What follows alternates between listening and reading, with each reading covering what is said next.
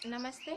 मैं डॉक्टर राधा महली, घंटी आधारित शिक्षिका, अर्थशास्त्र विभाग, जेएलएन कॉलेज चकधरपुर, कोल्हान विश्वविद्यालय से। आज का ये वीडियो यूजी सेमेस्टर 3 के विद्यार्थियों के लिए है। पब्लिक इकोनॉमिक्स पेपर से रिलेटेड है। आज हम लोग इस वीडियो में बात करेंगे कि सार्वजनिक आय के एक स्रोत के रूप में व्यावसायिक आय किस प्रकार कार्य करता है। Commercial revenue as a source of public revenue.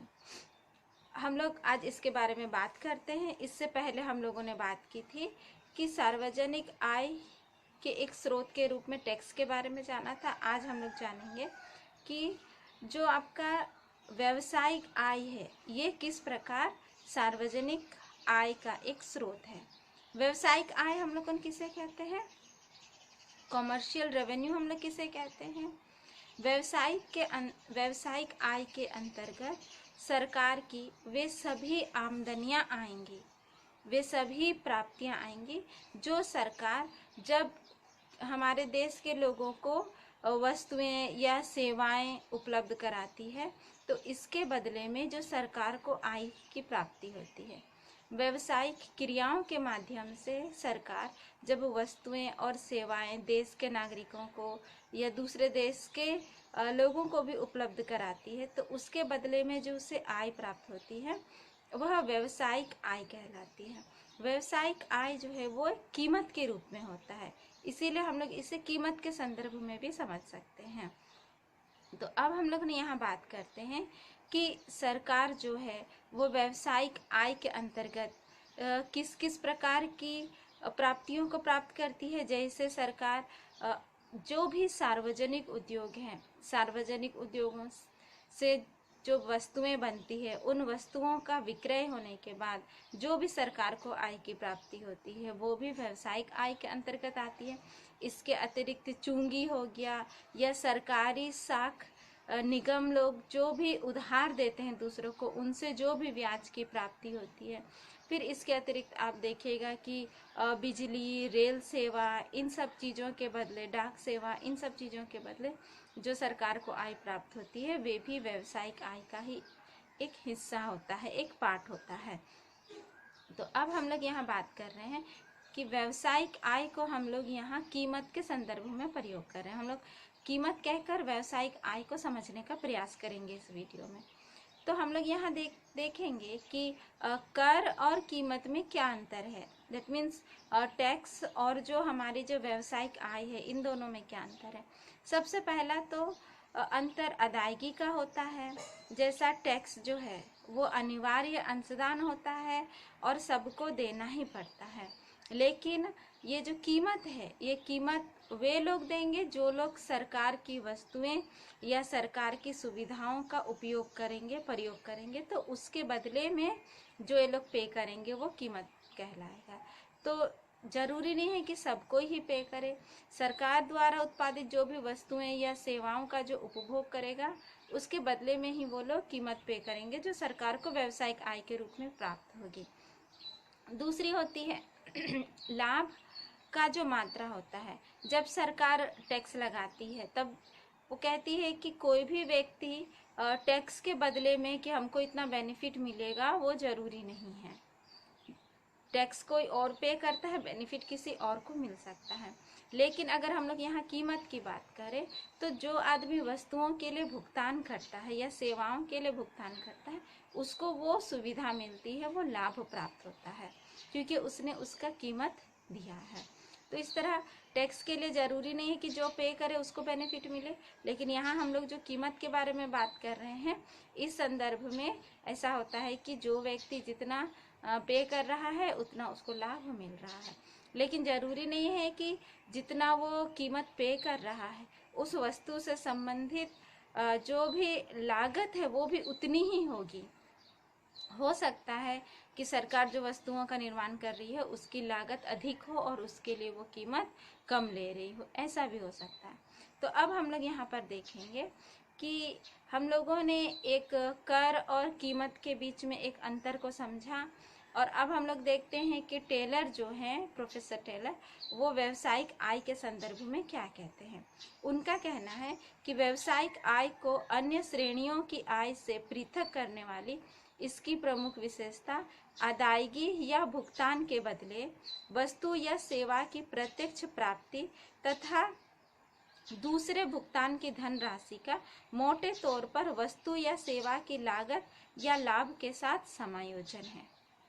तो प्रोफेसर टेलर इस तरह से व्यावसायिक आय के बारे में बताते हैं। उसकी प्रमुख विशेषता बताते हैं कि वो अदायगी या भुगतान के बदले में जो भी सरकार की सेवा या वस्तुएं हैं उनसे प्रत्यक्ष प्राप्ति होती है। और दूसरी बात वो बताते हैं कि जिन वस्तु या सेवा के लिए भी जितना भुगतान किया जाता है, जरूरी नहीं है कि उसकी लागत और लाभ भी उतनी ही हो, उसकी लागत उससे अधिक या कम भी हो सकती है। तो इस प्रकार हम लोग देखते हैं कि व्यावसायिक आय के संदर्भ में जो सरकार भुगतान या अदायगी प्राप्त करती है, जो रेवेन्यू सरकार प्राप्त करती है, जिसे हम लोग यहाँ कीमत के अर्थ में समझ रहे हैं।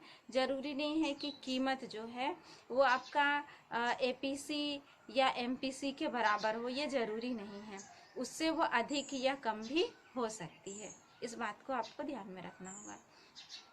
अब हम लोग यहाँ देखेंगे कि वे कौन से कारण हैं जिसके चलते सरकार को व्यावसायिक क्रिया करनी पड़ती है और उसके माध्यम से सरकार को जो है वो आय की प्राप्ति होती है। तो हम लोग सबसे पहले देखेंगे कि कुछ ऐसे बड़े बड़े उद्योग होते हैं जहाँ पर बहुत अधिक खर्चे की आवश्यकता पड़ती है, व्यय करने की आवश्यकता पड़ती है, और कोई भी प्राइवेट व्यक्ति या निजी व्यक्ति या कोई निजी उद्यमी, उसके पास में इतनी अधिक पूंजी नहीं होती है, इतने अधिक रुपये नहीं होते हैं कि उस हेवी इन्वेस्टमेंट को वो कर सके। इसीलिए वहाँ पर कोई भी प्राइवेट जो पर्सन होता है, कोई भी व्यक्ति जो होता है, निजी व्यक्ति होता है, वो विनियोग करने का इच्छुक नहीं होता है। तो उस स्थिति में सरकार को वहाँ पर निवेश करना पड़ता है, सरकार को उस उद्योग को अपने हाथ में लेना पड़ता है। फिर ऐसा भी होता है कि कोई कोई उद्योग में लाभ की कम दर रहती है, या उसका जो रिटर्न्स है, जो प्रतिफल है, वो लंबे समय बाद मिलेगा। तो कोई भी निजी व्यक्ति इस प्रकार के उद्योगों में इन्वेस्ट करना नहीं चाहेगा, इस प्रकार के उद्योगों को संचालित करना नहीं चाहेगा। तो सरकार को ही आगे आके इस प्रकार के उद्योगों को संचालित करना पड़ता है, अपने हाथ में लेने पड़ते हैं। जैसे आप देख सकते हैं कि जो भी डाक सेवा है उसमें लाभ की दर कम होती है। फिर नहर या बिजली व्यवस्था है, नहर के संबंध में आप देख सकते हो कि बहुत ज़्यादा खर्च होता है, लेकिन उससे जो रिटर्न्स, जो प्रतिफल हैं, जो लाभ हैं, वो कई लंबे समय के बाद उपलब्ध होता है, प्राप्त होता है। तो इस प्रकार के इन बड़े बड़े खर्चों को करने के लिए, इन बड़े बड़े उद्योगों को करने के लिए, सार्वजनिक हित के लिए सरकार को आगे आना पड़ता है और अपने हाथों में इन उद्योगों को लेकर संचालित करना पड़ता है, और इसके बदले में सरकार को व्यावसायिक आय की प्राप्ति होती है। नेक्स्ट हम लोग देखते हैं कि कुछ कुछ उद्योग ऐसे होते हैं कि अगर सरकार उसमें खुद भी आके सम्मिलित ना हो तो वहाँ पर एकाधिकारी शक्ति बढ़ जाएगी। किसी प्राइवेट जो भी संगठन है उसकी एकाधिकारी शक्ति बढ़ जाएगी उन लोग। तो इस प्रकार सरकार को आगे आना पड़ता है ताकि उन प्राइवेट संगठनों की जो एकाधिकारी शक्ति है उनको वो कम किया जा सके। जैसे आप देखिएगा कि जो भी नगर परिवहन सेवा वगैरह है, जो बस सर्विसेज वगैरह है, तो उसमें देखिए प्राइवेट बसेस भी चलते हैं। तो वो सब निजी जो संगठन करता है उन लोगों के माध्यम से चलता है। तो अगर सरकार वहाँ इंटरफेयर नहीं करेगी तो परिवहन के क्षेत्र में निजी लोगों का ही एकाधिकार स्थापित हो जाएगा। इसीलिए सरकार को भी आना पड़ता है और सरकार भी अपनी बस सेवाएं संचालित करती है। इसके साथ में आप देखिएगा कि कुछ ऐसी चीज़ें होती है जो लोगों को सस्ती दरों पर उपलब्ध कराना बहुत ज़रूरी होता है, और अगर इन चीज़ों को निजी संगठन के हाथ में छोड़ दिया जाए तो वो एकाधिकारी शक्ति के साथ में उनकी कीमतों को बढ़ा देंगे। तो सरकार को अपने हाथ में कुछ कार्यों को लेना पड़ता है। जैसे आप देखिएगा कि जल से संबंधित जो भी सेवाएं हैं या जल प्रदाय सेवाएं हैं, तो उनको भी सरकार अपने हाथ में लेती है ताकि जो एकाधिकारी संगठन है उनकी शक्तियां ना बढ़ें। सरकार भी वहां पर उनके साथ में काम करती है। तो इन चीज़ों से भी सरकार को आय की प्राप्ति होती है। कभी कभी ऐसा होता है कि कुछ वस्तुएं जो होती है वो सरकार सस्ती दरों पर और अच्छी मात्रा में उपलब्ध करा सकती है, जो भी प्राइवेट संगठन है उसकी तुलना में। तो उन चीज़ों को भी सरकार खुद करती है। जैसे आप देखिएगा कि हमारे देश में जो दो बड़ी चीज़ें हैं, एक है रेल परिवहन और दूसरा है आपका बिजली वितरण। तो ये सारी चीज़ें ऐसी है, जैसे बिजली वितरण के संदर्भ में हम लोग बात करें तो बिजली जो सरकार सब लोगों के घर तक पहुंचाती है, उसकी सही उपलब्ध मात्रा भी वो पहुंचाने का प्रयास करती है और उसके लिए कीमत भी कम लेती है। अगर यही बिजली वितरण को कोई प्राइवेट कंपनी को हैंड ओवर कर दिया जाएगा तो वो उतना ज़्यादा अवेलेबल नहीं भी कराएगा, तभी भी चार्जेस वो ज़्यादा ज़रूर कर देगा।